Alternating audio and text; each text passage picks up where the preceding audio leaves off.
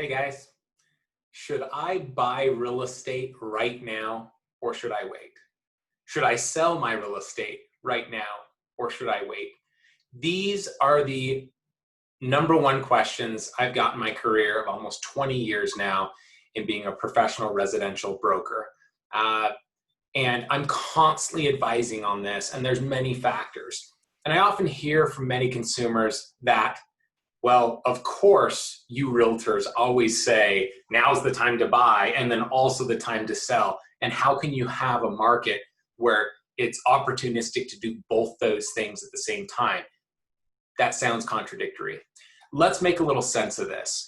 It's June 24th, 2020. Y'all know what's been going on in the world and here locally in the United States. And I've never seen such a media-driven mixed signals on what's really going on in the market. And you know our slogan here at Team Utah Cribs at Berkshire Hathaway Home Services Utah Properties, we give you data so that you can make an educated decision when it comes to your real estate. So I know my YouTube videos are a little long, but bear with me so I can really break down the market for you.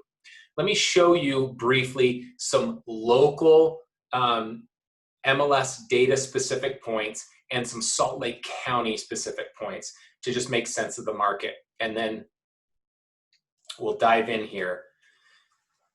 This is a trend chart of comparing a daily basis of 2019 to 2020 on the number of homes coming up for sale.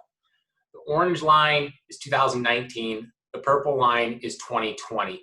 As you can see, when COVID really end of March kind of hit us here, we saw a few less listings. It was trending up, and then we saw a little less inventory come on the market, and it started trending down.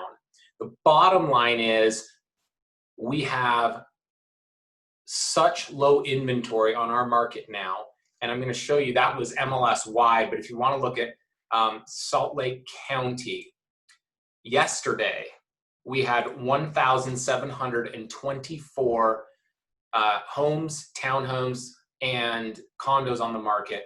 And the same day last year, we had 2,740, okay? A drastic difference. And you got to understand, since the recession ended in our market, end of 2012, we've had extremely low inventory for 8 years, okay?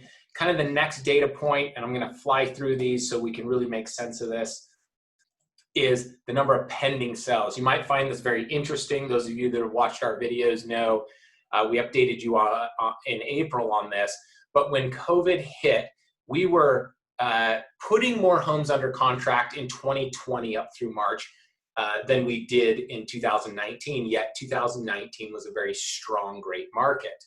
But that only lasted from end of March until May 1st. And on May 1st, the purple line is this year, the orange line is last year. On May 1st, we started outpacing 2019 on the number of homes put under contract. Now that graph was MLS wide, which encompasses the entire state of Utah. So we have less homes available for sale, yet we're putting more under contract than 2019, and 2019 was a really good market. In fact, it's been a very strong market since 2012 here in Utah. And the Salt Lake County numbers on that are, yesterday we had 3,171 properties under contract, and same day prior year, 2,798. If you're getting too many numbers in your head right now, think about that. Yesterday in Salt Lake County, we had 1,700 residential properties up for sale, yet 3,171 are pending and under contract, okay? Without diving into too many more graphs, I'll kind of just tell you what's going on sales. Year to date 2020, we are down about 11% in Salt Lake County from where we were same time last year. If you want to just analyze May was down in closings 25% in 2020 from 2019. And if you want to look up to June 23rd yesterday, June is down in closings about 11%. What does all that actually mean? Well, Of course, from March 20th through April, a lot of people didn't go look at real estate. There was a lot of worries out there. Uh, and that 4 to 6 week lag in shopping led to low closings in May. So if you're reading articles from the media that say, oh, we're off by this big a percent, or there's signs the market is softening, that's just bad interpretation of the data. We were expected to have low closings May and even into probably June, but we're putting on average 17% more homes under contract right now. So it's the Wild West out there. I am here to tell you that in Salt Lake County and more, populated areas all over Utah, especially at affordable pricing, which right now in our market, I'm going to put Salt Lake County at about 650,000 and under. Homes are selling extremely fast. You are seeing multiple offers. You really got to have your ducks in a row as a buyer. I won't dive into all those things right now, so we can keep this about data. And as a seller, yes, things are selling quick, but there's kind of a new way to go about business. There's a new way to go about showings. There is a new way to go about multiple offers and trying to get you the highest price in this type of market. I'm selling my grandpa-in-law's home right now with my father-in-law. And what I told him is, look, this might shock you, but it's very easy to get offers right now. It's very hard to get to the closing table. And we had 5 offers on the first weekend on his property, but 4 of the 5 offers didn't work out. We couldn't get them to the closing table. The 5th offer is closing today. So it's very complicated. I can honestly tell you, I haven't seen a more complicated situation in my career as far as selling real estate goes. Having said that, let's hypothesize on what the near and far future could look like. 1, we are seeing early signs of migration patterns around the U.S. One of the ways you can watch this is the rental of U-Haul trucks. And there's already articles coming out showing migration off of East and West Coast expensive markets, and those people moving to the Midwest. I suspect that will continue to bolster massive in-migration into Utah, perhaps more than was even projected by the Ken Gardner Institute a year and a half ago, which they said we would see 50,000 people a year for the next half century into Utah. To put that in perspective, that's the size of Taylorsville every year moving to the Wasatch Front.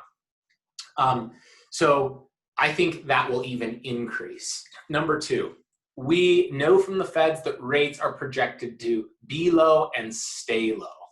I won't go off on a tangent on how this may be a good or bad thing long-term for the market. I can assure you that when we have low inventory matched with low rates, we see rising prices. This might shock you, but we're still seeing appreciation in Salt Lake County, even during COVID. And this year, we will not see a decline in pricing. I can't tell you how many dinner party heated discussions I've got in where people think the sky is falling. And I'm not saying this to pressure anybody to buy real estate or take action, just giving you honest data and feedback. We will not see a decline this year unless something absolutely bonkers comes out new that really destroys the economy.